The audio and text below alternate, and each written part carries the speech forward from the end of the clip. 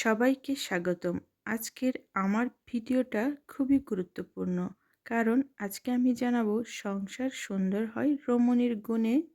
এই কথাটির অপরিহার্য এবং অপরিসীম তাৎপর্য।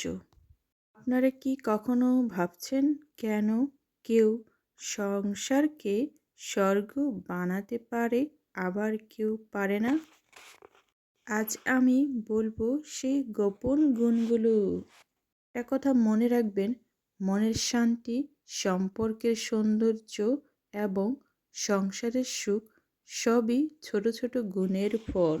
আর সেই গুণগুলোই একজন রমণীকে আলাদা করে তোলে। গুলো গুণের মধ্যে একটি গুণের কথা বলি, সেটা হচ্ছে পরস্পরের কথা শোনার গুণ। একটা সুন্দর সংসারে একে অপরের কথা শোনা হয়। কথা শোনা মানে শুধু শব্দ শোনা নয়, মনের অনুভূতিও বোঝা।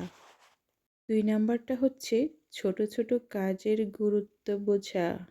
সারাদিন কাজের পরও যদি ছোট ছোট কাজগুলো করতে হয়, যেমন চা বানানো, ঘরের ছোট খুঁটিনাটি দেখাশোনা, ভালোভাবে হাসা, এসবই আমি মনে করি সংসারকে সুন্দর করে তোলে।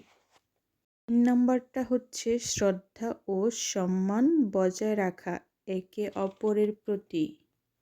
কেউই ভালোবাসা নিয়ে বড় বড় কথা শুনতে চায় না, তারা সম্মান ও শ্রদ্ধা চায়। যখন একে অপরকে সম্মান করবেন, সংসার নিজেই সুন্দর হয়ে যাবে। আমি মনে করি 4 নাম্বারটা হলো ধৈর্য ও সহনশীলতা।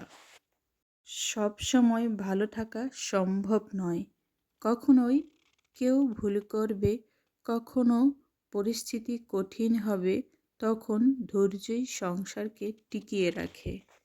আর 5 নাম্বার যেটা, সেটা আমি মনে করি হাসি ঠাট্টা ও মজার মুহূর্ত তৈরি করা।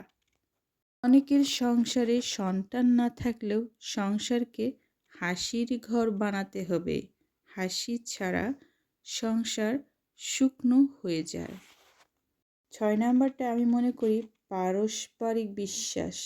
বিশ্বাস ছাড়া সংসার সম্ভব নয়। যদি বিশ্বাস থাকে, সমস্যার মুখে দাঁড়াতে সাহস থাকে। নাম্বারটা হলো ভালোবাসা দেখানো নয়, কাজেই। ভালোবাসা শুধু বলা নয়, কাজে দেখা।